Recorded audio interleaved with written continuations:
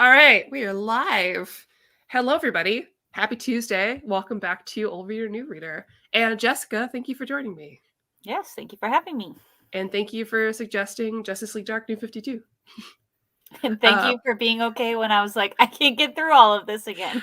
It was great because you usually suggest, like, let's read the whole thing. And I've written down in the description what exactly we've read. And that's issues 1 to 21. So it's the first 3 volumes. And we threw in a Deadman story for fun. So we'll talk about that after we're done with this. And she was going through and she's like, because I was like, oh, I'll just read all of it, whatever. And she's like, this might take a bit. There's a lot in this because you had reread it, right? Because you read it before. Yeah. And you were going through like, oh, this, I might need to, there's a lot in here. So we stopped at just the 21 issues, which is probably smart because I already not sure exactly how we're going to tackle the play-by-play of this book. Literally so much happens. But I didn't pick 3 arbitrarily. Lumiere's run ends at the end of volume 3. I think they switch writers. So I'm happy though to tackle the second half at a later date. All right. 100%. I'm down. I need to know what happens because I've got questions. And I hope, what's always good about these shows is that luckily there's probably somebody in the chat who was very up to date with N52. Yes. And the surrounding things, even iVampire, which would be a stretch, that could fill us in on things. So that's what I'm hoping for is we have questions. It's truly the best part of the wealth of knowledge coming together is like, oh, I forgot this. All right, this person has it like a Wikipedia article in their head. And I appreciate those people. I am not those people. I forget it pretty much immediately after I read it. Which is why I read it right before the show. Yes. So I was like, Jessica will tell me today how much to read. And I was like, okay, fine. Literally this morning, yeah. It's perfect. Thank you, DC Universe, for existing. Oh my God. Yes, great app. So, Conquering Justice League Dark, N52. I've read some other Justice League Dark stuff, mostly the stuff that's in Rebirth and afterwards. And not all of it. I kind of just kept collecting it because Wonder Woman's in it for a while and so is Detective Chimp. And that's all I needed. I also have read some adjacent stories because I love Etrigan and I love Constantine and I love Zatanna. A lot of people that are in here. Oh, I real quick, I do have one thing I'm upset about. It is that a certain vision of the future, Etrigan is there, and then later Etrigan is not there, and Etrigan never showed up in what we read. And so I was like, where's he at? But I know he's busy with other stuff. I actually remember getting to that part and I was like, oh, I forgot he was in this. Maddie's going to love it. And then, never. I mean, maybe in volumes 4 through 6. We don't know. Maybe. Because there's other, like, a lot of these other, like, magic people had their own kind of stories. I think we have some of them downstairs that we just haven't read. But anyways. So I'm not sure the best way to tackle each bit of this. I guess the first part we can tackle is up until Shade leaves. Yeah, I did write notes. They got less coherent, so I can try to sort of walk us through a little bit. But just to say, we kick off because Cyborg, Superman, and Wonder Woman have failed. And Batman is like, hey, and wants to recruit Zatanna because the challenge that they're meeting is magic. And also throughout the first volume, Xanadu also has a plot, like she foresees the future, and we'll get into that. And so she's also like putting the team together. So these are like the catalysts for how they get started. Yeah, and right now, since it's N52, these characters, it's a whole brand new world. Many of these characters have not met or are not aware of each other completely, with the exception of like Constantine and Zatanna. Yeah. But yeah, I this was interesting. Also, why does Superman ever get involved in magic? Doesn't he know? Does he know by now? I guess it's N52 land. It's different, but my guy. Well, to be fair to your point earlier, Wonder Woman also failed, and she is in the Justice League Darkroom. That's not on her. That's the writer's fault. That's true. I mean, technically, it's all the writers. If we're getting real She-Hulk meta, then it's all the writers.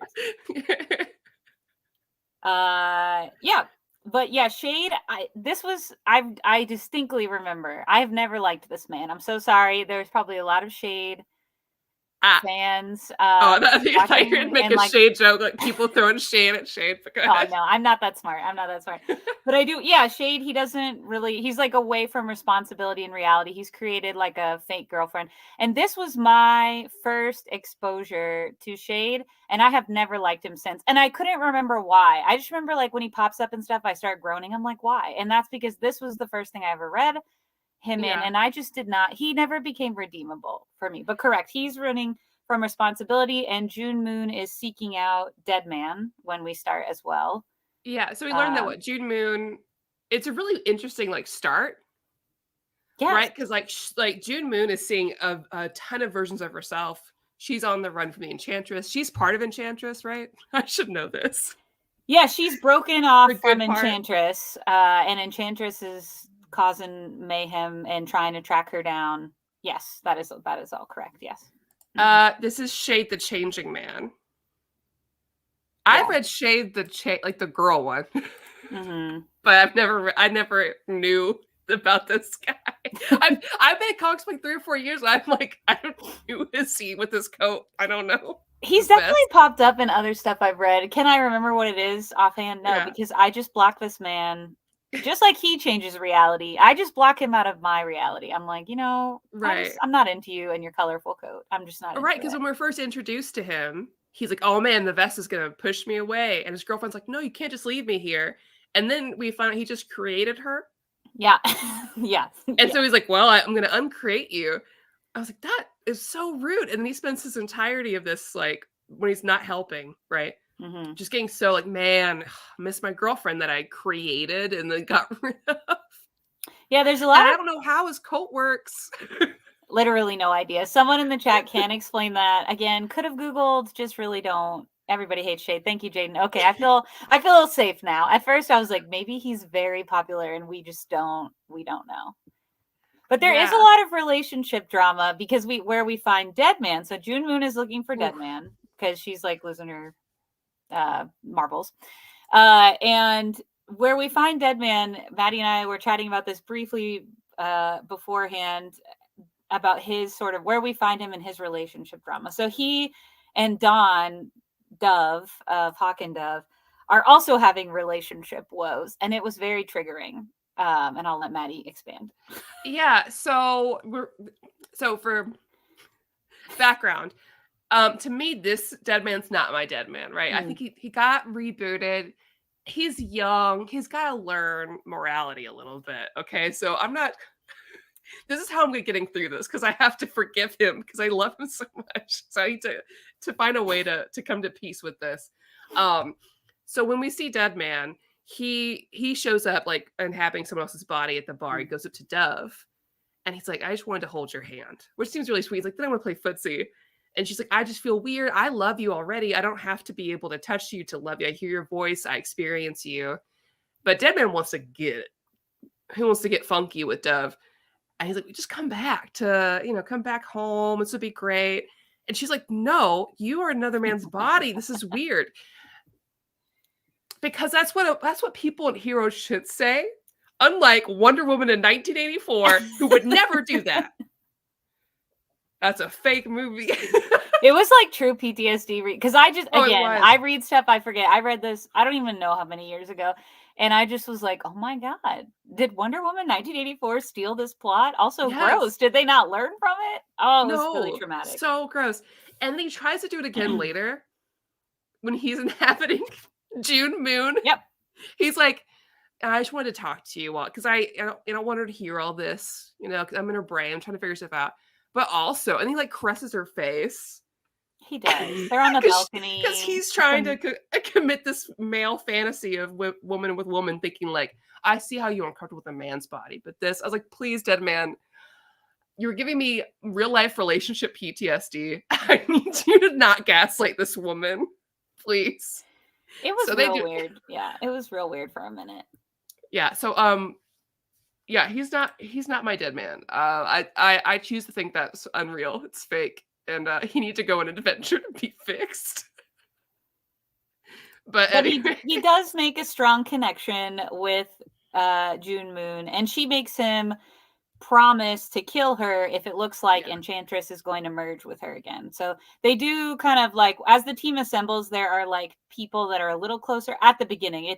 There's so many plots in this thing, but at the beginning, those two definitely, despite the weird proposed ghosty threesome, they're bonded and they have a lot of respect for one another. Yes. Oh, and I do like that because immediately he is like, I'm going to defend this person. So even though he's been a little sleazy before, I get it. He's a ghost man. You know, he's got nothing going for him in that department, right? He just wants to feel something. It's like when he inhabits a man's body. He's like, I just want to be able to eat a pizza or like a hamburger. Okay. New 52 Deadman might need to be on a list. Yeah. At least at the beginning. But I do love his like the way he ends up being more of a protector to everyone as it goes on. And luckily, it's easy to look good when compared to John Constantine a lot of the time, so that does help him. That's really and definitely compared to Shade. It's a book full of F-boys completely, except for Frankenstein. The man's a gentleman and a scholar.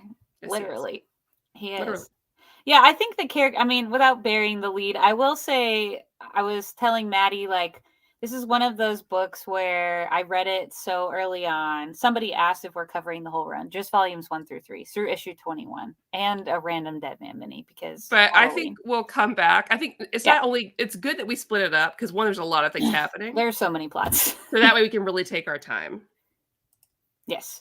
Well, it's one of those that I read it so early on, and I will say I don't think you're just being protective of your boy. Like truly, a lot of the characterizations in this book. Are maybe not off.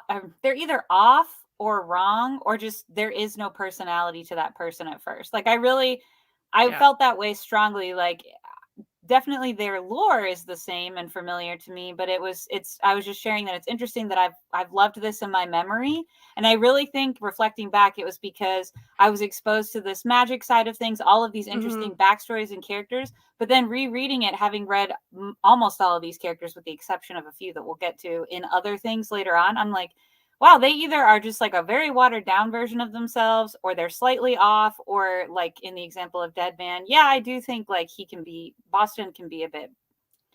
But I think that to this level, and then, I just felt off. A lot of them felt off as like the main theme, which was interesting because like, you have time to grow, I guess, as a reader and come back and you're like, there's just because when you first start off, you just want to like read everything, so everything is great. I'm always like, I'm learning so much, I'm having such a great time. But luckily, it didn't detract from me enjoying the run. I've read a lot of crazy New 52 stuff. I'm still having a great time. Because we get to see Zatanna. She's brought into the fold too. Of course, she's a lot easier to get involved, and that's brought up a few times. Because she just genuinely wants to help people. She does, and I want to just say right now, I wrote this as a note so early on in all capital letters. The art for Xanadu and Zatanna was truly the same, except for the costume. They were drawn almost exactly the same in the first volume, especially. And I was like, who is this? Because their costumes are also slightly different than what we usually would see them in later on. So we could have done better there. Throwing it out there. Just made a big note in all caps. I thought the art was pretty good through most of it, though. I was pretty happy. Even when it changed, there was only a few instances where I was like, this isn't really matched well. But for most of the time, I was having a good time with it. It was solid and consistent. I just wish they were drawn differently, for sure. Yeah. But I guess the Spain part, it's always difficult when you're getting the whole team together. But it was really interesting to see how it all broke down. It ended up being a lot more simplistic to like fix than I kind of thought it would be. Because it made this big thing seem like, we learned that this was all a problem because of what Xanadu did. Xanadu did. That's not words. But because of what Madame Xanadu did, Madame X did, that is why we are here, because she separated the body, Enchantress from June Moon. But the problem is they need each other. I mean, June Moon doesn't really need her, but Enchantress needs her to be able to like balance the scales out and make sure things are safe. And because they're separated, Enchantress is like losing it. It's affecting everything. All these crazy things are happening throughout the world. It is destabilizing everything. And the only way to fix them is bring them back together. which John eventually kind of like loosens. It's just like a quick spell. Yeah, it's just like a rhyme. And so they go through all of this. It's just a rhyme. And she knows, but she's like, oh man, I gotta get this team together because the only way. I was like, you could have fixed this anytime. You really could have just fixed this. And she's freaking out. I was like, oh man, I gotta take these drugs. So I don't see all this stuff that's happening. Like, you did this. This is your fault. But she also sees that she needs to bring this team together because they're their own worst enemy. If she doesn't, there's always futures. But really, she always says this, and she keeps having the same visions all the time, no matter what happens. It's just different people that are dead in the pile of bodies. So no matter what she does and what we've read, nothing really changes in the future. Hilarious. The pile of bodies too is kind of fun every time they try, because they just throw in random bodies of characters, like with no context whatsoever. I liked it. Well, it was interesting, but I was like, oh, because like we were talking about, I think before the show started, like Etragon, right? Etragon does not show up. And I was like, no, I love Etragon. And I was like, okay, cool, he's going to join the team or whatever. No, he doesn't. Rude for me. But it was interesting. And plus, like, Shade was on the bodies, right? And then he doesn't show up because he's... Maybe somebody in the comments knows. Why was Shade there and then not there? It's like watching a TV show where, like, midway there's, like... I don't know, someone got up to something they shouldn't have done, right? And so they had to kick them off the cast and replace them. It's Charmed all over again. We just have to go replace them. And he's like, oh, the vest is making me go at a very crucial moment or in this big fight. He needs to help them. Nah, just gone. But luckily Constantine comes back with the vampire guy and they fix stuff.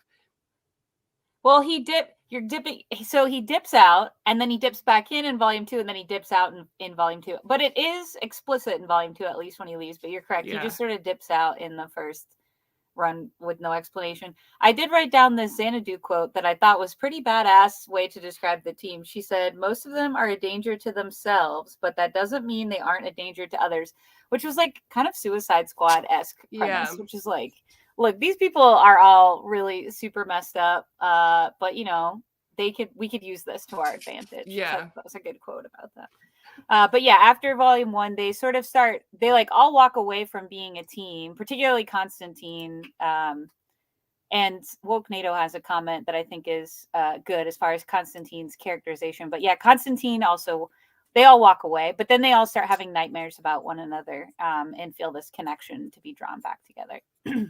Ryan, normally I don't own this physically, so I read it digitally, so I didn't save anything ahead of time.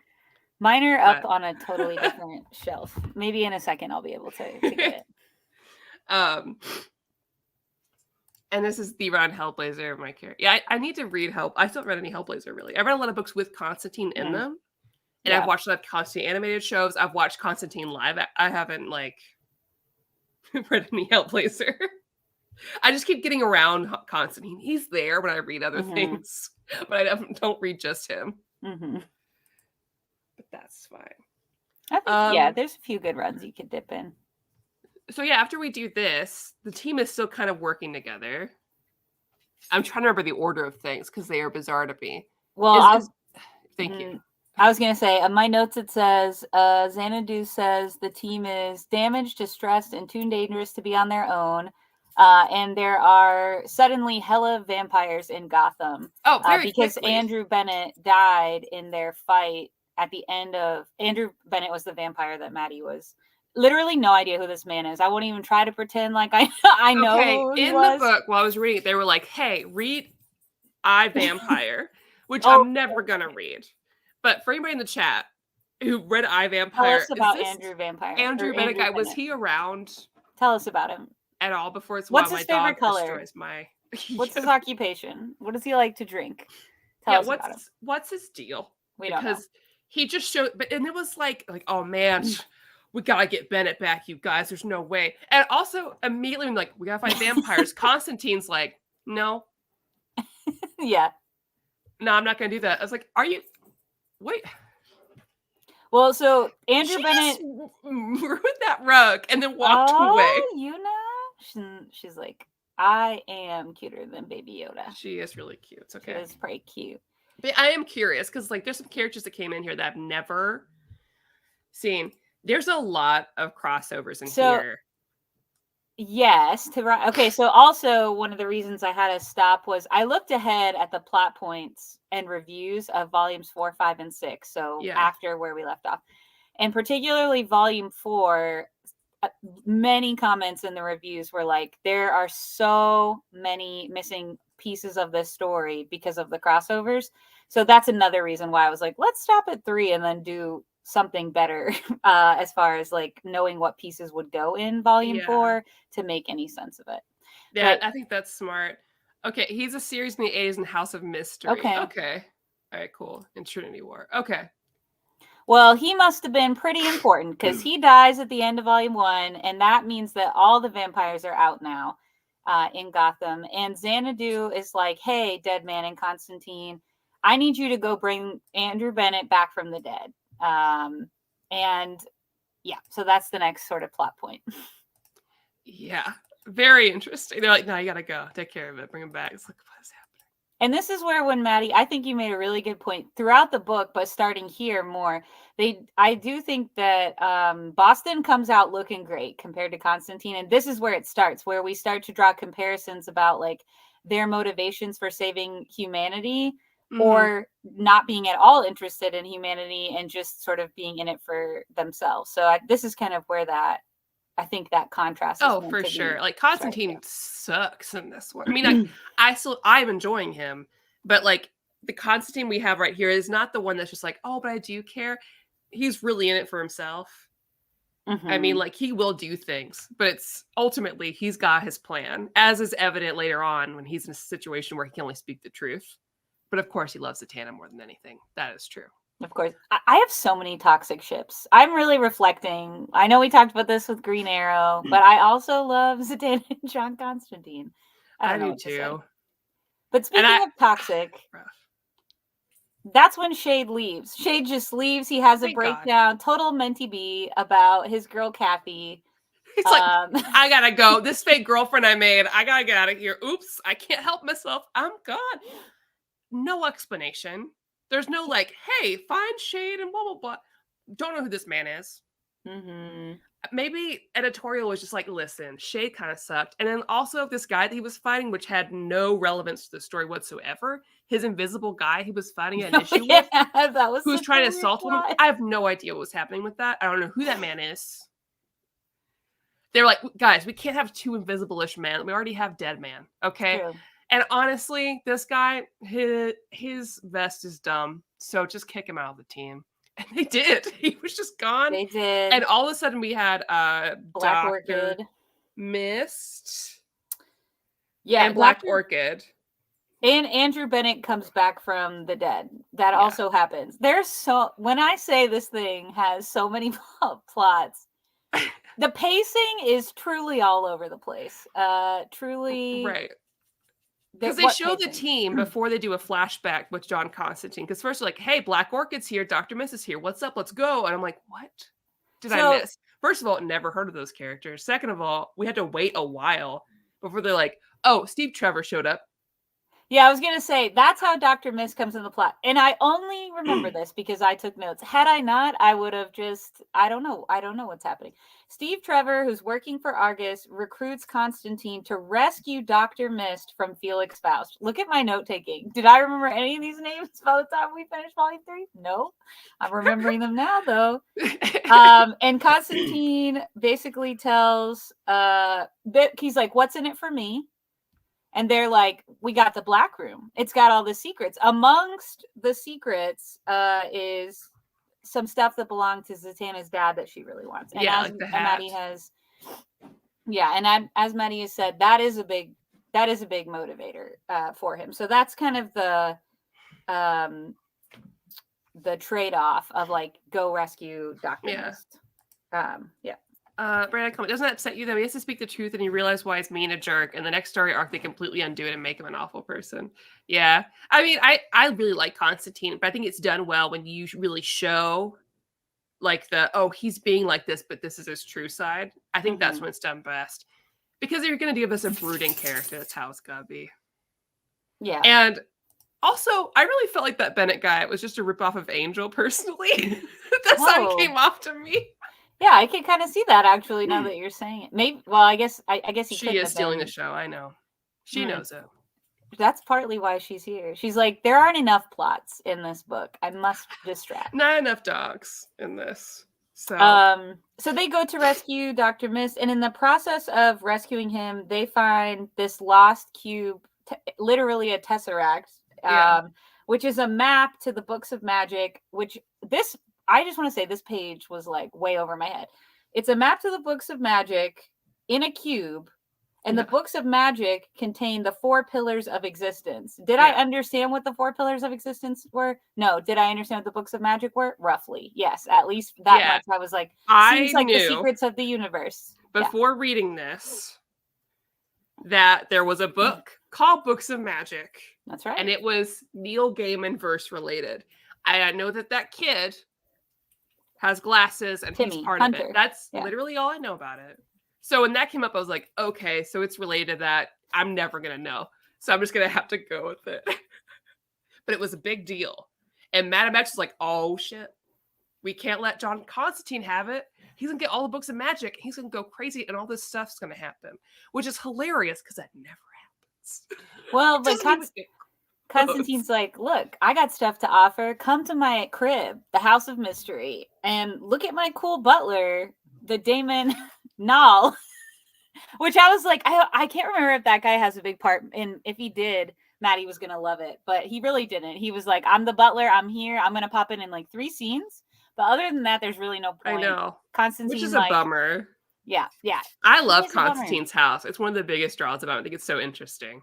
Yeah, absolutely. But man, all those poor people's like, now that you've been to the house, I can call you back anytime. Everybody's like, what the hell? Are you serious? I just leave, and he never calls them back there. It's just, he's like, I can do it though, and like, screw you, man. We were just. They should have had a thing on the door where it's like, do you agree to the terms of service? Yes. That would have been funny. The house is so wild. We'll talk about it when we get to like, I think it's either at the end of this volume or volume 3 when there's the second. So there's House of Mystery and House of Secrets, and they're like TARDISes. It was truly like I was watching the Master and the Doctor in it really was.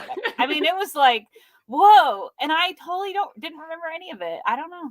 Anyways, yes. So Faust, basically, while they're all meeting like about the rescue, he used demons to get the box from inside. The call is coming from inside the house. He used demons to go get the box. Yeah. And then that's when they bring in Maddie's bestie, Timmy Hunter. The kid that I am vaguely aware of. The kid she's got a vague awareness of. Xanadu tracks him down and he's like, listen, I gave up magic.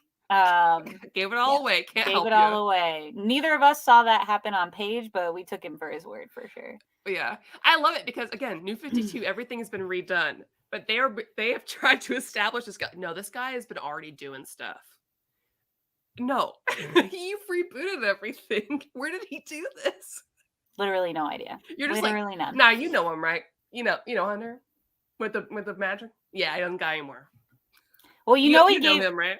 You know he gave magic up from the visual cue because in his books of magic era, Neil Gaiman era, and I was telling Maddie, I've only really read the first volume, so I'm no expert, but he definitely had like more hair. He had very Harry Potter-ish hair, right? Or Harry Potter stole his hair. I'm going to be honest. Damn. Him and all his descendants did not look very good. When he gave up his magic, he gave up his hair because his buzz cut was terrible. It was awful. His hairline, I mean, whoever drew this poor boy really could have shown more love and respect, put some respect on his name. He did not look, it didn't look good. Bad. This poor boy. Yes, so after they've rescued Dr. Mist and everything, they realized, plot twist, Dr. Mist was in on it. He lost his wife, Mosa, who really seemed precious. She was like an aid worker in the flashbacks, and that was like his very backstory endearing. Seems super interesting. Yes, we got it for like 2 pages, but it really made an impression. And so Felix Faust, who supposedly kidnapped him, it was all a plot, sort of like a betrayal plot. And so Faust is like, I have a way of bringing her back. And so he basically used Mist to lure everyone to get the books of magic box, tesseract, cube. It had like whatever. Names. And in order to get that, to lure them to get it for him. So there was a lot of betrayal. There were so many plots in this. There was a lot. I don't know how many times we have to say and that. then you see a man in the shadow and it looks like John Constantine, but it's not John Constantine. What? And I was like, okay, dark John Constantine, because I don't know this man. I don't know who this is. Surprise. His name is Nick something or other. And John Constantine stole his entire look from him and all his abilities. Honestly, this was one of my favorite bits. Yeah, it's Nick or Necro. Necro. That's a badass name. But yeah, they do this whole flashback story. They're like whiplash again, like so many betrayals. And so you learn that Necro helped sort of train Constantine when Nick Necro, I cannot do it seriously, was dating Zatanna. But throughout their relationship, Nick develops a real unhealthy obsession. Unlike our boy Timmy, our favorite character, he developed an unhealthy obsession. That's right. With the books of magic. And so basically Nick betrays them. Lots of betrayal. Yeah. To the cold flame. They mention it sort of, and they don't talk about it. But of course, that pushes Constantine and Zatanna together. That did. And then they kiss. And Nick walks in, he's like, I don't care. I like her anyways. I got books. Bye. But Constantine steals his coat. And his smoking habit, I guess. I don't know. Yeah, I can't remember if he was smoking before. He really took his whole, and he wears it so much better. Nick wasn't a throuple, but that would have been way more interesting. I respect that. No, I respect that headcanon. I really do. Yes, I support that, and that's how I'm going to reread that in the future. 10 years from now, when I've forgotten all these plots again, I'm going to remember I like that. it. Let's go write our fan fiction now. It kind of makes it actually kind of makes sense. Yeah, that's a really good point. We're gonna talk about this later. we are. So, but Nick Necro, we thought he was dead. We thought he was gone, but no, he's still in the other house, TARDIS style. And then they chase one another. Space trying to get the books. It's just trying to get the tesseract in our TARDISes. We don't know what comic run we're reading. We don't know what property this is. Wait, did they all kiss? When does this happen? I did not read that in here. What? Did that happen elsewhere? I don't know. Do you have a chat? Drop it in the chat. Drop a link. Can you just tell us in the chat? Where they all kissed though? I don't remember that. I feel like I would remember that. I don't know. Frankenstein shows up here. Okay. Also, I have one issue. Somebody please. Okay, so Frankenstein. You have one issue. Okay, I have a lot of issues. Just one. Number one, I love him. I think he's the MVP of Justice League Dark. I think he's perfect in every way. I love him. He's dependable. He's great. Okay, the shade thing.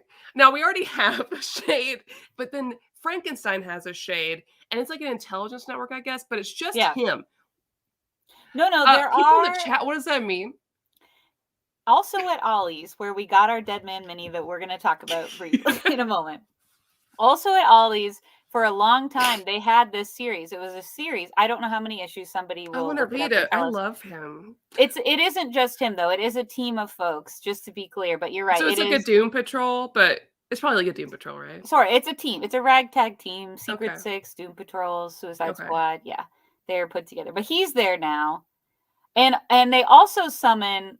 This really if there was a left turn in this book, it was here. Here, I was like, the heck? They summon Amaya. Princess Amethyst. Oh yeah, but just for the battle, because they have a battle. Man, we got to get a team together for this. And we got to get Timothy's power back. That was.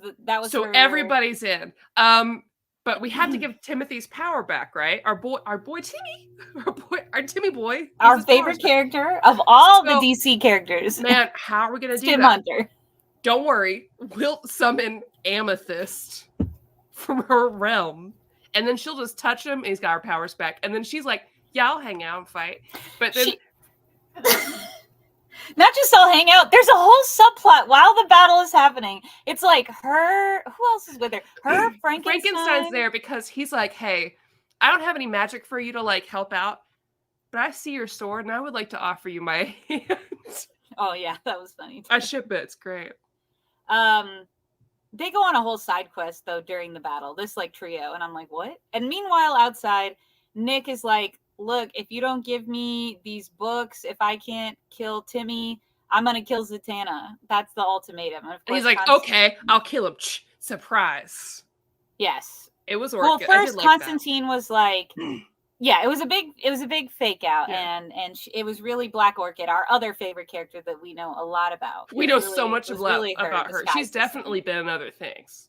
Yeah, we read about her. I'm saying that sarcastically. I have no idea who this girl is, and I'm about to have some questions when we get to the next part that I'm going to need the chat to answer for me. But continue.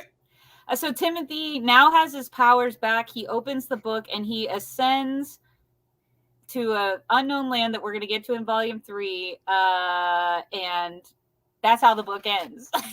He literally opens the book, and then him and Zatanna go to this unknown land, which we later find out is the wild magic area. But that is volume 2. Oh, I'm so sorry. In volume 3, right after the battle, is when Orchid, Frankenstein, and Amethyst explore the House of Mystery as a side plot that doesn't connect later on. My bad. My notes reflected accurately. Okay, thank you. They kept him forever evil black crossover content. Okay, so we need to read that so we can talk about it. I need to know. Thank you so much for telling us this. We appreciate it. Tim is great in the actual books of magic. I do want to read it. Yeah, we're not sorry. To be clear, we didn't. I mean, his hairline, that was rough. Like the artist really did him wrong. Like that, I'm not going to apologize for. It was not good. But I didn't dislike him at all. It was just like, okay, this guy we know nothing about. If you were new to reading this, he was once powerful. Now he lost his powers. We have to like catch up real quick. And suddenly he's the key to all. And so it was just kind of it was like they were really asking us to invest a lot in this guy. But you are correct. Everything that you're saying, Woke NATO. Yeah. Yes, we totally agree. Also, okay, Phantom Stranger arrives. Oh yeah, but Phantom Stranger arrives. Yes, he's like, a war is coming, and everyone's like, that's bad timing. And then he dips out. That's truly, and that's not a quick mention at the end of Volume 2. That's actually at the start of Volume 3. He's like, okay, side quest to explore the castle with characters that we will never really see again. And then Phantom Stranger's like, hey, a war is coming. And then Zatanna and Timothy wake up in Wild Magic area. Yeah. I love Wild Magic area. I'm not exactly sure what was happening, but I don't care. Only because I was more invested in what was happening to our characters once they got there than I was of what else was happening, because I was so focused. Yeah, and I should explain. So they get to Magic area. Zatanna and Timmy Boy are doing stuff. Yeah. And we learn that Timmy Boy is the descendant of this magical being who was here, who's trying to save the books of magic from here, all this stuff. And so he has been prophesized to come back and save this realm. It's been his destiny. Mm-hmm. And also his ancestor also looked like a total dork. Sorry, look like a total The dork. artist had an agenda against the Hunter family. Now, to be fair, his dad comes in the plot at some point, because there are not enough characters. There are not enough characters in this run. So they're like, let's bring in Timmy's dad. He looks fine. I think Timmy's dad looks like a respectable dad. He could have been a sitcom dad. Yeah, absolutely. Okay, so... Also, new character Dr. Peril arrives. Oh, yeah. Where did he come from? I have no idea. Is he the same as... for a second, I was like, okay. No. Is he also a Phantom Stranger? Because I was like, no. Who is he? Because he's like, we need Timothy's blood to track Timothy. Like, so we gotta get his dad. Yeah. And then that's how the dad comes in. Yeah. His dad was so cool. Absolutely. You know? And it works. They all get transported to the Wild Magic area. And this is where Maddie's question is going to come in about our best friend, our favorite character, our second favorite character, Black Orchid. Okay, Jess is saying this also sarcastically. Anyway, so they all get there, and there's something that happens with the magical beings that are here, where the wild magic interacts differently. So for Zatanna, that makes her magic very powerful but very volatile, and it's like a dangerous amount of magic for her to use, because she just can't quite hold herself back. And she's not being herself the way that she responsibly uses magic normally. Deadman Yeah, Deadman becomes human and then dies immediately. It's a big bummer. And Xanadu says, "You killed Deadman," and it's like it's my second favorite line of what we've read. I think that's just hilarious. Yeah, because he was like, "Finally, I'm alive." Immediately dead. It was very sad, but he's fine. It's okay. Then, who's next? Crap. I don't know. I can't remember what happened. Madame Xanadu starts aging a lot. So she must have been using some of her magic to keep herself young and fresh or something. Because it basically was just like she was just dying. Well, she was using a lot of drugs in Volume 1, to be fair. That's true. But my biggest question, please, people in the chat, please help me. Please. So when we get there, Orchid, who is a character, again, I've never heard of. And I've read a lot of DC by now. Never heard of this character. She like, her regular power is that she's able to morph and shift and to look like other people. Now, in this, her body gets all crazy morphed, and then she just looks like a purple swamp thing. Can someone please explain to me why she became a purple swamp thing and what that means? Because I have no idea. I am very confused. The only thing that's my biggest question. Yeah, the only thing we learn about her, I think, was she gets her powers from both the red and the green, which is like okay, so wild. That makes sense then. I still don't know why she's a monster, though. No, I still want to know from the chat, like, what is the deal? But I do know she gets her. I remember that being like a plot point because they were like, man, that's got to be a wild life. And she was like, yeah, and I don't want to talk about it. And I was like, what is it? Because now I'm trying to think. No, I said that makes sense. Actually, it doesn't. And I'm very confused. Whatever. Because I read all of New 52, like Swamp Thing and Animal Man. So I know all about all that's happening. That does not explain anything for me. But anyways, they get there. Don't worry. They fix it. They save the land. Timmy's dad shows up and he's like, I got magic. Was he actually Hunter or just like... I think it was this that Timothy didn't know his dad had magic. But I think they're just a line of magical dudes. Some with better hairlines than others. Unfortunate. Yeah. Okay. Mm-hmm. So they save the day. It's all good. Yeah, because they're fighting. We didn't say this, but real quick, they are fighting. Like a robot man? This is so wild. Epoch, the science enforcers, a Cyberman. He's a Cyberman. This is a lot of Doctor Who. Whoever Lemire really was like a big Doctor Who fan, apparently. But we totally didn't say that. That's who they were. That's who they were fighting. A lot of plot. We're all wrapped up. Oh, she's a demigoddess human/plant hybrid. Oh, sure. Okay. Yeah, okay. Drop the actual issues. Maybe then we'll... Thank you, woke NATO, because they were like, you guys get it. And they have I just want to say, this was there were so many plots. I don't know that I've known a book that has had so many plots, but this isn't even the end, saving the magical land. It's not even the end. There's a whole other tacked on story that's like about, Swamp Thing is there. They're like saving the house. The Flash is there. At this point, I stopped taking notes because I was like, it's too many plots. Too many plots. Wicked confusing. Yeah, because they were like, John Constantine shows up and he's like, oh man, my house is gone. Yeah. And they're like, that's what he said exactly. But they're all like, also, we don't really care because you're kind of a jerk. But okay, we'll help. And Frankenstein, total bro through all of this. Yeah, luckily, because he and Boston are hanging out. It's great. The Flash shows up. No explanation why. But don't worry. He's helping. Also, we learned that Frankenstein and Swamp Thing are like bros. Yeah. Because he's like, well, if Frankenstein vouches for you, then I trust you. Because Frankenstein, you don't know, but we helped each other out in another book. In another life. So if you trust him, he's like, I don't understand. Cool.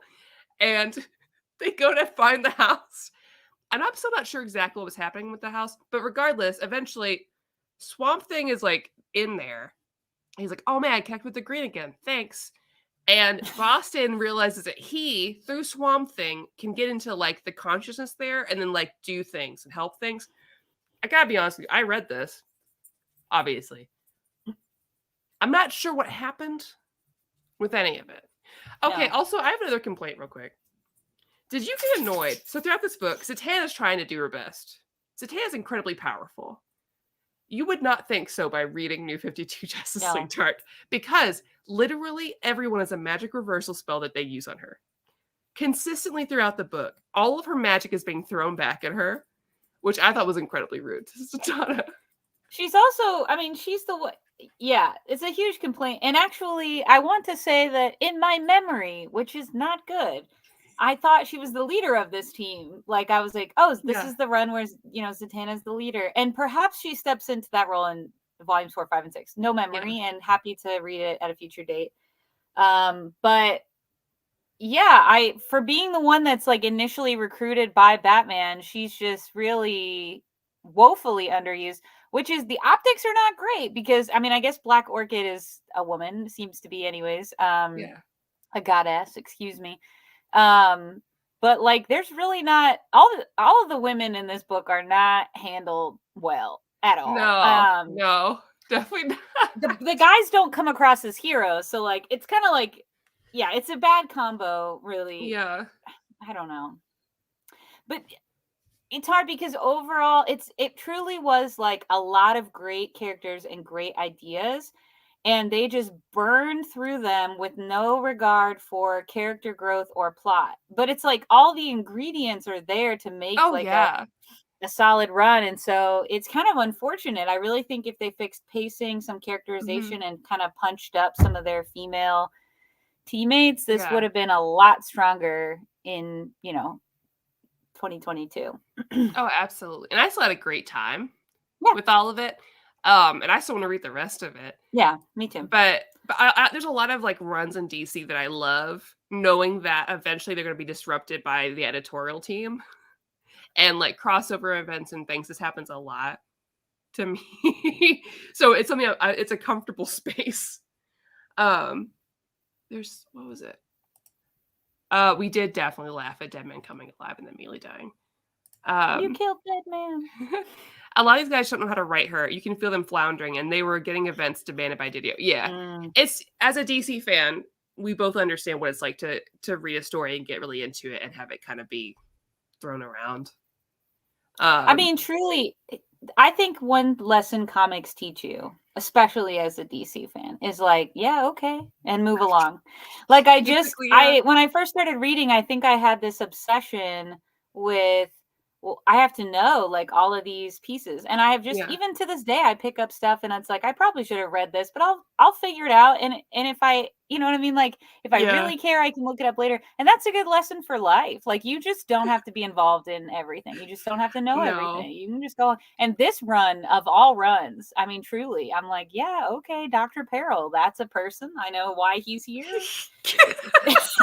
I know why people are listening to him. They couldn't even give you like a little like blurb. He has a great name, Dr. Peril. Anyways, so I will finish it out, but yeah, it did not match my memory. I must have had the patience of a god, I would say, several years ago. Yeah, honestly, I'll give it like a 6 out of 10 because I had a lot of fun.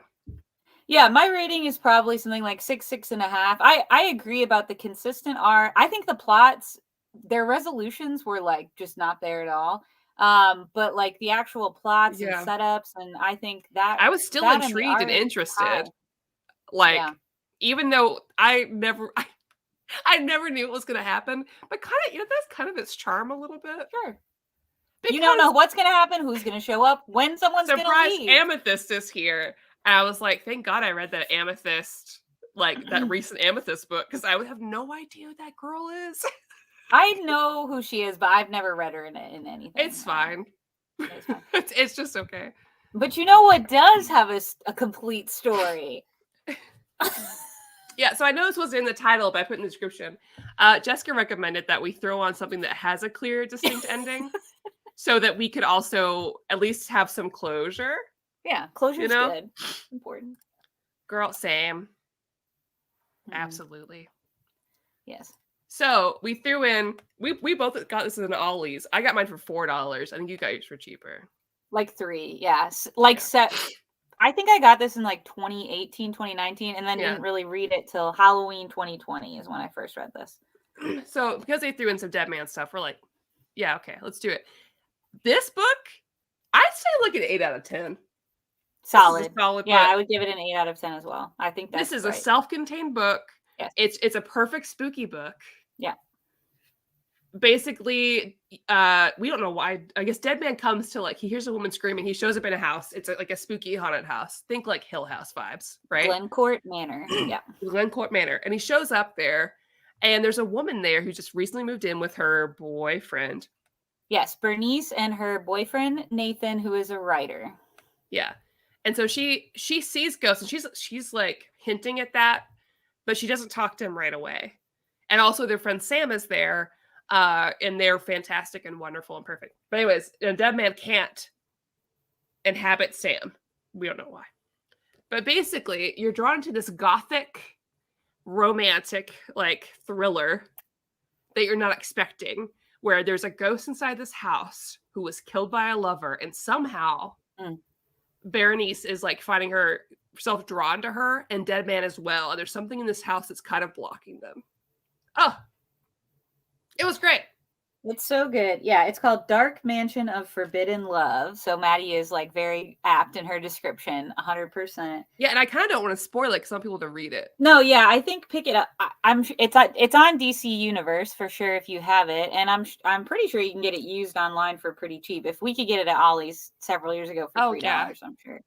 But the art is consistent throughout. It's truly a self-contained ghost story. Oh yeah, we can show art of this. Look how cute that is. And the main character, she has, like, a regular face with, like, a little bit of fat on the side. It's a little thing, but it made me really happy. Yeah, there is. The bodies are really well drawn. I'm trying to find. Oh, here's like her going on the banister. Yeah, let me highlight you. She has, like, a normal proportion sized body for a woman in comics. This is so rare. It's so crazy. I don't know what's happening. Deadman looks so handsome in this. Like, look at him. He looks handsome. He gets, and you know, it is a great Deadman book. In fact, I mean, I've not read a ton of solo Deadman, but enough to say this is my favorite in the sense of he gets to be funny, he gets to be spooky, it gets to be a little awkward, he gets to be a hero. Like, truly, the end of this book, it is a spooky story, but you get so much closure for all characters.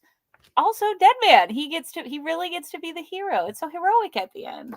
Definitely check it out. Like, if you need a good spooky book to read this month, or just whenever, or maybe you read some of this Justice League Dark, you're like, I need something a little more closure. This is the book to read. A simpler plot. This is very new reader friendly as well. You don't really have to know about Deadman. I fell in love with Deadman after watching the animated shorts when DC Universe put them up, back when DC Universe had, like, videos and stuff. It didn't happen, whatever. I was like, okay, I'm in love. That's all it takes for me. It takes one cute little story, and I'll fall in love with the character. That's all I needed. And now I'm a Deadman stan forever.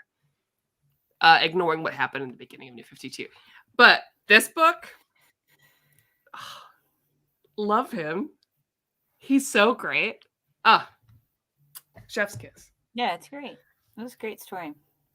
I hate when they make continuity irrelevant. I just all the time in it now, nothing counts. I just want to throw it across the room. It's tough. It's really tough. Yeah, I have a look. Yeah, sorry. No, go ahead. It really upset me recently because DC was like, okay, we are not going to go back, because we had New 52, then Rebirth, right? And they're like, we're not going to do the other world stuff. It's not going to happen. Yes, they are. None of that matters again. They did it all over again after saying they wouldn't. So everything is possible again. Everyone's got their old memories back. Nothing matters. Now, I'm a little thankful for that because of Donna and Roy. But then again, they killed Roy. So what does it matter anymore? Good. Yeah, I was just going to say it's like a love-hate relationship, because I totally agree. It sucks to invest in a storyline and also kind of a characterization of an era. Sometimes varies. I mean, it changes a little writer to writer, but I think on the flip side of it, I actually think a lot about this, because Maddie and I are both more DC readers. And part of the reason I do struggle with Marvel a little bit is I don't get those reset points. Yeah. And so occasionally I'll pick up any Marvel book that's not really a solo book that has a lot more intertwining of stories and characters. I really struggle a lot. And it could be just because I'm not reading as much Marvel overall, but I really think, like, it's a blessing and a curse, because sometimes I mean, as a Wally West fan, I'm okay if we reboot sometimes because I want him to be alive. Yeah, honestly, I could use a reboot for Roy too. But yeah, I agree because when I got into comics, Rebirth was just starting, so it was perfect, and it's very accessible because I can read the Rebirth books, I can go back and read New 52, and I feel like I'm not barred a lot. I think the entry point was a lot easier, and it made me more interested to go back and read the pre New 52 stuff and learn about it. But yeah, with Marvel, if I'm not reading like a standalone character or a new character, it can be very difficult. Like X-Men. X-Men is not an easy thing just to jump into. No. At all. And so that's hard, you know. And if luckily I have knowledge of them from other sources. But it is increasingly difficult until they make a story that's like kind of refreshing things. Like Jason Aaron's Thor, that's an easy thing. But I can't touch a group book because that's way too many stories. There's no way to learn all that. Yeah, I'm in agreement. It's a love-hate thing. I do think if they weren't allowed to reboot or reset every once in a while, it wouldn't have the longevity it has. But I also totally agree. It's very exhausting. It's also exhausting to just pitch it so hard. It's like, this is the last time we'll do this. Just don't say that. Just don't say it. Just say every once in a while we do this. And we're like, all right, that's fine. At least that's why I'm so thankful for like Elseworlds books or like non-continuity. So we get stuff like, you know, a lot of the Supergirl books that are so great is because I don't have to worry about the main continuity. Supergirl being the Supergirl Woman of Tomorrow, those were so refreshing and great because I don't have to worry about it. Well, supposedly Woman of Tomorrow is in main canon, but have they done anything really with her since then? No, not that I know about. Someone's going to pop in the chat and tell me otherwise. But I totally agree. And the king of Elseworlds tales to me is Tom Taylor. Like, I was really reflecting the other day on how many, like Injustice and all of those. I'm like, wow, he really is the king of, and can capture the voice of characters so well. James, I generally agree, but that's mostly because I love my boy Matt. I would just... I've liked the Daredevil I've read. If that does feel accessible. But again, it's a single character book. I think single character books are genuinely more accessible for new readers than they are team books. That's why, like, DC, I can enjoy team books. Marvel, it's not. I've accepted it's not for me. Like, at least if they're on Earth, it's not. So like any Avengers book, I'll read it for the show. I'm probably not gonna like it. If it's cosmic, it's a little bit easier for me to get into. Yeah, I also like Cosmic Marvel more. But I will say I just reread the Alan, is his last name Helberg or Heinberg? Somebody will tell me. Young Avengers run, which I had read several years ago. Oh, I guess Young Avengers I can do. Man, it was so good. It was really, that was solid. And I think there's an omnibus coming out soon. And that may be also because younger teams allow for more brevity. Or like, not brevity, but like there's jokes in there. It's not all high stakes. And so it feels easier kind of get, at least, even if you don't know everything that's going on, you get to know the personalities a lot better than you do with the older established heroes. Because they're like, we don't have time. You all get it. Back into big fight. I'm like, no. Yeah, I agree. Plus, like, honestly, they're not utilized. Well, not a lot of them are utilized in other books. So you really don't, you haven't missed a lot. Like, usually they fill you in jokes with one another. So. And then you get attached and you're like, oh, where can I read more about this character? And they're like, you can't. Nowhere. Or they're like, you can read. There are America Chavez books and they're terrible. And you're like, oh, okay, that's emotionally devastating. Heinberg, thank you. Heinberg also wrote the first Godot one. Oh, that explains why it's good. 1984 never happened. I was up to DC. Both of you should check out Catwoman, Lonely City, and DC versus Vampires. I do want to. Catwoman, Lonely City looks so good. It's good. Yeah, I am reading that, and I'm reading the Catwoman, Batman. I don't say Batman, Catwoman, or Catwoman, Batman. They really just didn't do a good title of that, but the Tom King one as well. And I'm just loving. This was 2022 was the year of Catwoman for me, and it wasn't just Zoe Kravitz, but that was a lot of it. I will say that was 50%. But I have been reading a lot more. I will check out DC versus Vampires. It's on my radar. I do like these sort of like Elseworldy. Oh yeah. I think I'm gonna upgrade my DC universe to Ultra. so that I can. Oh yeah, I meant to look into that after you told me that. And I think I'm gonna do it. I think it's gonna be worth it because it's gonna be a lot easier for me to check in on stuff than it is right now. But I want to read DC vs. Vampires too. I also want to read the Knight of Steel or whatever it is. Yeah. The like fantasy Justice League stuff because love that.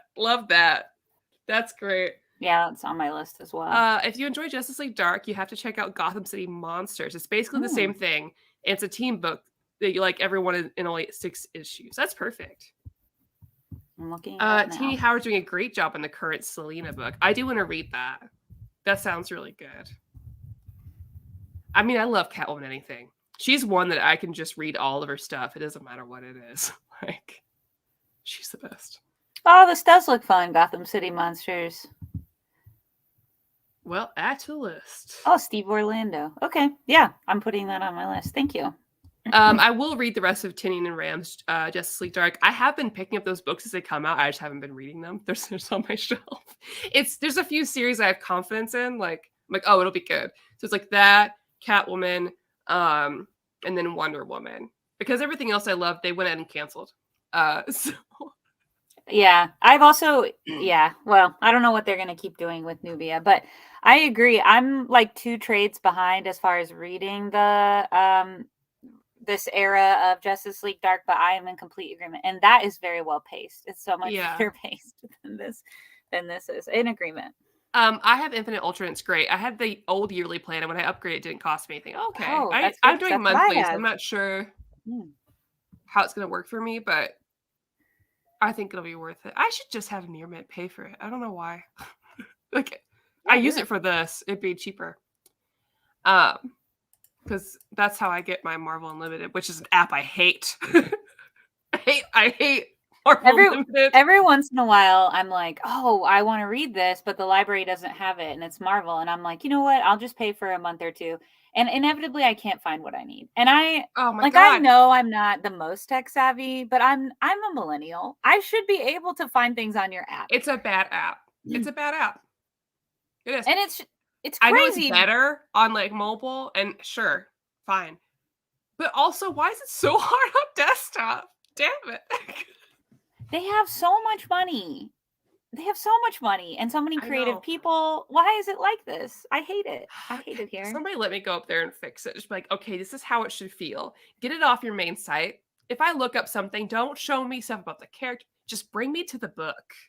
Just bring me to the book. If I go on DC and I search the character, it'll show me everything they're in. Organized neatly. Very easy. Oh yeah, it's like, do you want, and like, the search function in the DC Universe app, to get real nerdy, is really remarkable because you will put a character name in there. Like, do you want a solo title? Do you want a team book? Do you want issues of other things this person is in? Or you'll search a writer and they'll bring it all up. And it's laid out so much better. And you can make a list. Oh yeah. The list is the best part. I love a list. It's like, can't do that with Comixology either. Also a garbage app now. So I got strong feelings about this because I just know I could do it better. Just let me organize it. Well, so many people read digitally. It truly is like, the Marvel thing just blows my mind. Comixology, like, I get it. They're just this little pet project Amazon owns. Amazon doesn't care about anything, like renewing a League of Their Own. When is it going to happen, Amazon? I know your executives are listening now. But like, that one kind of makes sense. But truly with Marvel, it's like, you were in this game before DC was even doing this sort of, digital platform, and you still can't get it right. I even remember when they would put in the codes in the physical issues where you could get the free digital issue. Like, they really had this digital thing down, and they just fumbled the ball. I don't know anything about football, but fumbling's bad, and they didn't do good. I just want to fix it for everybody. I want it to be a thing where it tells me exactly what I've read. And if I rate it, I want it to keep it on there so I see it, because Comixology would never do that. I can never check anything. Like, have it be, or you can organize it in a way that would make sense. And honestly, if you did that, you can create an algorithm that's going to recommend stuff to me based on the books that I liked and read. Very easy. Yeah. But they won't listen to me. No. I'm just a person who talks on Tuesdays live on this channel at 8 p.m. They hate money. They hate money. And the fact that DC's got this when the rest of the it's their owners I want to say it's truly unhinged. And, it's crazy. WB is a dumpster fire, but DC Universe is a fantastic app.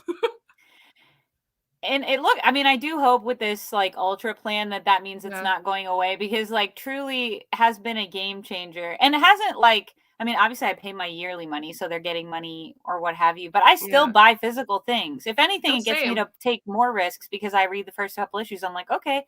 And then I go and buy that. Yeah. Well, because now I know what I need with my collection, so I feel confident doing that. And I even liked it back when they had videos and shows on there. I had a great time on the app. I know, me too. Every book should come with a digital option. If I'm paying a $150 book, do me this. Actually, that would be great, because there's a lot of times I buy these big omnibuses because I do want to have them, but it's not convenient for me to read at the time or on the go. And so inevitably I'll end up reading a digital copy anyways, even though I own it. Because maybe it's just not convenient to bring traveling or something. Yeah. Because regardless, for me, I want to be a responsible consumer and vote with my money, right? Pay money to the artist, things that I think are doing really well, even though publishers don't care. But I mean, they do, but you know what I mean? I want to make sure that no matter what, I'm doing my part to get things continued that I think should be continued. Yeah. And I hate buying floppies. I hate that, but I do it because I know if I don't, things don't get continued. So all the Nubia stuff, I bought those floppies. Yeah. All the Booster Gold shows up in a thing, I'm buying it. Wonder Girl, anything I can do support my people. Anything Roy Harper shows up in, I'm buying it. And that means those Nightwing covers. I'm gonna have to buy those. Yeah, I saw your. Why would they not have Roy Harper in the Teen Titans cover of Nightwing? Are you serious? They don't want your money. Well, speaking of voting with your money, I would like to tell everyone, take this opportunity to say, today was a blessed day where I did vote with my money, and my pre-ordered copy of Green Lantern Alliance arrived. If you have not, if you love yourself, if you love fun, if you love joy, if you just care remotely about Green Lantern, don't even have to care a lot, cannot recommend 2020's Green Lantern Legacy. So good. It's in the DC Kids, whatever. They call it something different every time, I feel like. But it's in the kids line, and it is great. It's truly all ages. It was a wonderful story. It was an immigration story. It was a story about family and legacy, both the legacy of Green Lantern and the legacy of this Vietnamese family. And the second one started a little slow. I was like, oh, is this going to let me down? Because this was just sadly or excitedly, this was one of my most anticipated reads of 2022. Yeah. This little kids book, Alliance. And it was a little slow to start, but it was so great. And it ended on a cliffhanger, which makes me hope DC thinks we'll do a third one, but I don't trust them. I hope so. So I need everyone to go buy these two things. They're truly $5 on in-stock trades. It is a universal wreck. I truly think if you don't like this book, you probably just don't like Joy. I really believe that everyone would love Legacy, and I thought Alliance was great. Yeah, so just saying, vote with your money. Let me see where the cliffhanger ends, because somebody shows up, some big bad shows up, and I'm like, oh no. And I'll never know if we don't all vote with our money. I keep buying all. I mean, there's some really good ones in those DC Kids and teen books. There's some. The Tana one is really cute, but there's some really good ones in there that I've really been happy to have. I love that Harley Quinn one a lot. I really do. I'm really happy with a lot of these, and I want more of them. And of course, Superman Smashes the Klan is the best book ever. So, yeah, I'm in agreement. Also use the code SPOOKY on stock trades to save 3% off to order. Oh, is that the Bros code that they just got, or is that, if that's a near mint code, I'll feel really bad. Is that a Bros code? Is that an emo code? Either way, use it to buy Green Lantern Legacy and Green Lantern Alliance. Do it. So good. I love anything Tinian writes anyways. Yeah. I swear it looks like carrying around Teen Titans Gemstones Omni in Starbucks is hilarious. It's so big. I miss it. I used to have a coffee shop near where I work. It was right down the street. And at lunch, I would just go there and bring all my books to read. And you know how fast I read. So I'm reading 3 trades at lunch because no one's going to talk to me or bother me. So I was like, yes, Because I don't feel comfortable reading them in my office. That's the other thing, too. On buses, if I want to read discreetly while I'm out and not have anybody bother me, that is not the way to do it. No. Some guys going to want to talk to me about The Watchmen, and I'm not here to talk about The Watchmen. I'm here to read my books in peace. If you want to hit on me, buy me a book. That's the price. Yeah, buy me a book, and then no promises. It's so true. Like, people who are unsolicited, it's a totally different thing for people to be like, oh, I love this thing too. And like, don't try to make anything some sort of pop quiz or what have you. Like, it just drives me. People who are unsolicited, regardless of gender, are quite annoying. But I just remember this one time, and it was during COVID. It was like the height of the pandemic. So like, we also like need to get in and out of the store. But I wore this Batwoman shirt. It's one of my favorite ones. It's very faded now, sadly, that I got off some random website. And it was done in the style of the Adam West Batman logo. And I know this for several reasons. One, it was in the description of the project. And two, I know this thing. Like, I'm not some person that just walked off the street and was like, I'm going to buy this shirt. So anyways, I'm wearing it. And this guy first gave me a compliment. He was like, I love your shirt. And I was like, oh, thank you so much. Meanwhile, we're trying to get out because it's a pandemic. And he was like, it's kind of weird, though, that they chose for this to be in the Batman Beyond logo. And I was like, no, it's not Batman Beyond. It's like a retro thing. It's like the Adam West Batman logo. He's like, no. And I'm like, first off, we're in a pandemic, sir. Why are you trying to start this argument with me? Like, also, don't start with I like your shirt and then just have this argument. Yeah. Anyways, I just want to say, don't give unsolicited advice. Don't quiz people. Don't. I mean, like, just even if you know you're right, like, why? Why do you have to be right? Oh man, that reminds me of one. This is Halloween related. I made a Donna Troy costume, and it's like Teen Titans Donna Troy. Yeah. Oh yeah, I've seen it. It's very cute. Yeah. Yeah, and I based the symbol off of how it looks in like. It was one of those, like, it was a Teen Titans one-off with, like, really cute art. I forgot which book it was. But it's a more simplified, like, bird. Because I don't have the time. Yeah. Okay? And so someone messaged me on Facebook. Because I posted in a group. I was like, hey, I put this together as a cosplay Facebook group. And I was really proud of it. Because we had a whole group. I've seen the pictures. Garth. You looked great. Yeah, we had everybody. And he's like, cute costume. Here's some unsolicited advice. Literally said that. But the emblem isn't correct. And I want to be like, do you think you know Donna Troy better than me? That man did not know what kind of argument he was about to walk into. Because I will get it. I'm not going to go out of my way to defend myself in places. I don't like conflict. But if it's that kind of thing, I will do my whole, I'll be like, are you trying? Because you've seen me. We've done like quizzes together, like pub quizzes. And I had to fight that girl. Yeah, I was going to say, you said you were non-confrontational, but let's just say we went to a charity fundraising quiz. It was superhero themed. And this girl was not great at her job, bless. I've since returned and she remains not great at her job. Do I go and tell her how to do it better? I don't, guys. I don't. I just let her, because, you don't give unsolicited advice. You just don't. It's not my place. But like, there were some things that were like wild. The one I can remember the most was she said something about a like megalomaniac billionaire that designs a suit of armor and for battle or something like that. And we were like, you said like anti-hero or something. I think anti-hero. Yeah. And we were like, I don't know. It's probably, I mean, I would assume it's like Lex Luthor or whatever. Right. Cause she's like megalomaniac. She said like bad negative terms. Guys, it was Iron Man. She didn't say to save the city. Oh my god. So Maddie's like, I was like, listen, I put Lex Luthor, you said it's wrong, but technically it would work. This is a comic book based thing. It could be Lex Luthor because he has also designed a suit to fight Superman. Yes. And she's just like, okay. But I was like, Maddie went up 3 times. 3. So she says she's non-confrontational, but yeah, but if I'm right, I wanted to know. That girl also just really didn't know what she was walking into. Yeah, I was really upset. Because I know my comic book stuff. I know.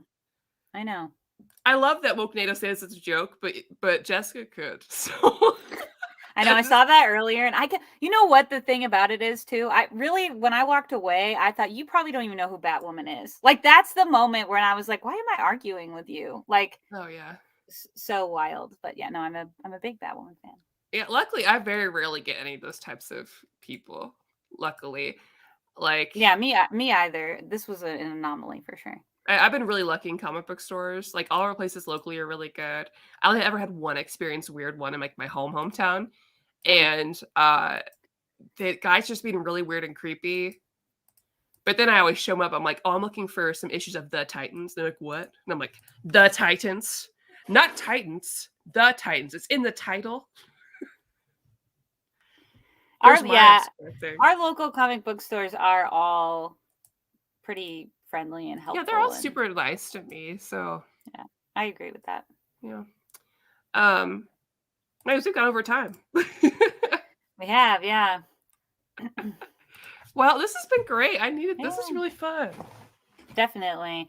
And next time I'll pick something with slightly less plot. I had a great time talking about it, though. Honestly, it was so fun to be like, I don't know what's happening. I'm gonna have to ask Omar later and be like, do you know these people? More Frankenstein books. And we have homework. We've got 3 issues of Black Orchid, self-titled Black Orchid book to read. We got to read about the 3-way kiss. We gotta read about that 3-way kiss. We do. I have to know. Yeah, Books of Magic. I may go back to it at some point. I mean, I feel like we came for that guy's hairline strong. So, well, here's the thing, though. These things happen as jokes, and they end up towards like a genuine appreciation. This always happens because you'll dog on somebody, and then later on it'll be like, "Oh, here's our Timmy boy. We gotta read this new book." We do gotta read about our Timmy boy. Next week, guys, because it won the Patreon vote, I'll be reviewing the first hardcover of Gideon Falls. Because as a book that's always come up in my horror book recommendations, where people are like, why isn't Gideon Falls in your list? I don't know why it's Southern. It's the only accent I can do. And I'm like, well, I haven't read it. And they're like, well, you gotta read Gideon Falls. You obviously don't know nothing about horror books. I'm like, my bad. So finally, I'm gonna read it. I'm excited to watch the show because I've never read it either, so I'm gonna try to read it before. Yeah, Jess, thanks so much for hanging out. This was really good. Thanks for doing this. Thanks for adding in the Deadman, and I hope everyone has good spooky reads this October. Yeah. All right, guys. Have a good night. See you next time.